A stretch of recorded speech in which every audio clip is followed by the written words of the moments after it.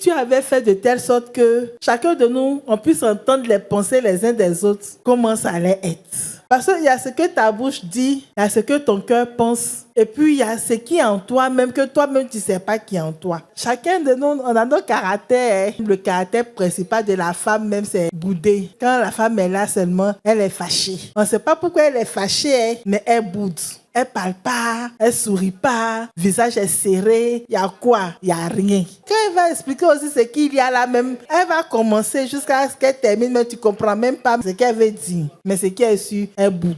On va appeler le Saint-Esprit à venir nous aider à ne plus bouder. On a des caractères sommeaux de foi, hein. On est égoïste. Quelqu'un peut être là, la personne dans une situation de joie, on vient féliciter la personne, mais comme on n'entend pas ta pensée, on ne sait pas que tu es en train de penser, ah, pourquoi c'est pas moi? Ça aurait dû être moi. La jalousie, l'égoïsme, la méchanceté. La Bible dit que le cœur de l'homme est tortueux. Le cœur de l'homme est méchant. C'est pour ça que quand on prie aussi, on doit prier pour notre cœur. Parce que de notre cœur, tout vient. C'est notre cœur qui contient la source de ce que nous sommes. Si notre cœur est méchant, si notre cœur est pourri, si notre cœur est mauvais, si c'est notre source, forcément nous-mêmes on sera méchants, pourris, mauvais. Galates 5, 22 à 23. Mais le fruit de l'esprit, c'est l'amour, la joie, la paix, la patience, la bonté, la bénignité, la fidélité, la douceur, la tempérance. Voici ce que Dieu veut pour notre cœur. L'homme est un homme qui convoite parce que nous sommes des éternels insatisfaits. Tout ce que ton cœur veut là, même si tu as ça,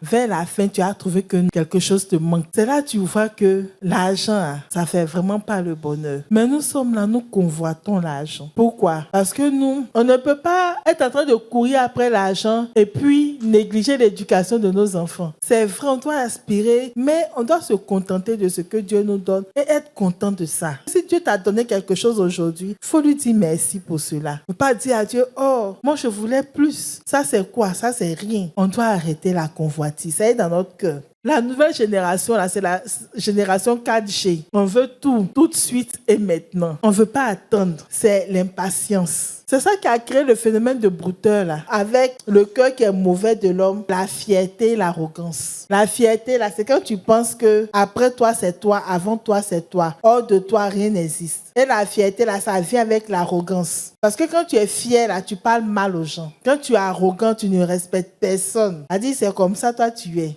Ce qui sort de ta bouche, là, on dit ta bouche est sale. Et l'arrogance fait que tu n'as pas d'amis. Là, certains, eux, ils aiment femmes, d'autres, eux, ils aiment boire, d'autres, ils sont avares. Le cœur qui est mauvais, c'est le cœur qui n'aime pas respecter les choses de Dieu. Quand toi, tu viens dans un temple, que Dieu nous tu ne sais pas que c'est un endroit qui est sacré. Tu ne rends pas ça propre. Tu jettes des Kleenex dedans, couches de ton bébé dedans. On fait ce qu'on veut dans le temple de Dieu. Faisons attention aux choses sacrées. Il ne faut pas prendre le wifi de l'église pour regarder les chansons bizarres que Dieu enlève notre mauvais cœur là, pour qu'il replace un bon cœur.